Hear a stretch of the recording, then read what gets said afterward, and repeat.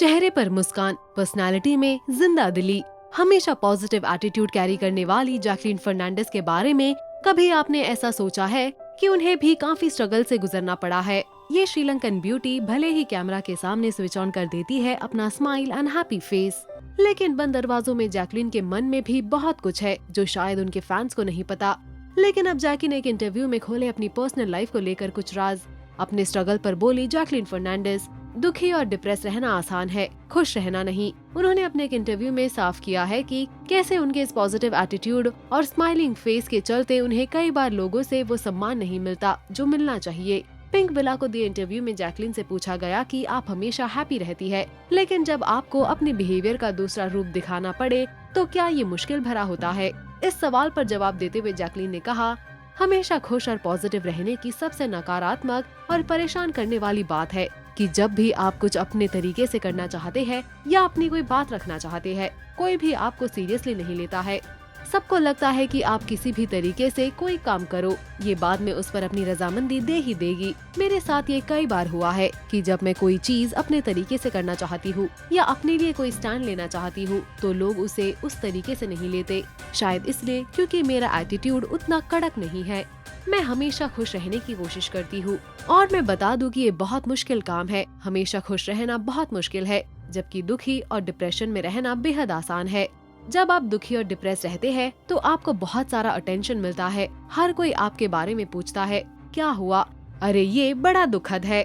लेकिन अगर आप हमेशा खुश रहते हैं तो लोगों को फर्क ही नहीं पड़ता और हर कोई सोचता है वो ठीक हो जाएगी। चाहे उसके साथ रूखे तरीके से बात करो, उसे परेशान करो, कुछ भी करो, वो ठीक ही हो जाएगी। लेकिन असल में हम भी इंसान हैं और हम पूरे समय एक बहादुर की तरह सभी परिस्थितियों से जूझने के लिए तैयार रहते हैं और ये काफी मुश्किल है। जैकलीन फर्नांडिस श्रीलंका की ब्यूटी क्वीन रह चुकी है, लेकिन बॉलीवुड में एंट्री पाने के लिए उन्हें अपना नाम बदलने से लेकर अपनी नाक की सर्जरी कराने तक की सलाह दी गई थी। इंटरव्यू में जैकलीन से पूछा गया कि एक दूसरे देश में आकर अपना करियर बनाने की इस कोशिश में आपको शुरुआत में कितनी मुश्किलों का सामना करना पड़ा। जैकलीन ने कहा, जब मैं शुरुआत में आई थी तो मुझे इस बात की बिल्कुल फिक्र नहीं थी कि मुझे कैसे करना है, क्योंकि मैं इस बात को लेकर संतुष्ट थी कि मुझे अपनी असलियत के साथ रहना है। मैं जैसी हूँ मुझे वैसा ही रहना है। मुझे यहाँ आने के बाद कई लोगों ने सलाह दी कि अपनी नाक की सर्जरी कराओ, अपना नाम बदल लो, लेकिन मैं हमेशा खुद से सवाल पूछती थी कि क्या सच में इस सब की जरूरत है। मैं काफी शांत और रिलैक्स थी, लेकिन मजेदार बात है कि अब जब मैं एक मुकाम पा चुकी हूँ, मुझे एक हद तक सफलता मिल चुकी है, तो अब मैं इस बात को लेकर टेंशन में रहती हूँ कि इसे बनाए रखने के लिए मुझे क्या करना चाहिए। मुझे कहा गया था अपना नाम मुस्कान रख लो। मेरी एजेंसी ने भी कहा कि आपका नाम बहुत वेस्टर्न है, इसके साथ यहाँ कैसे काम चलेगा। किसी ने मुझसे कहा था अपनी आईब्रो को और भी डार्क कर लो। ऐसी कई अजीब सी चीजें मुझसे कही गई।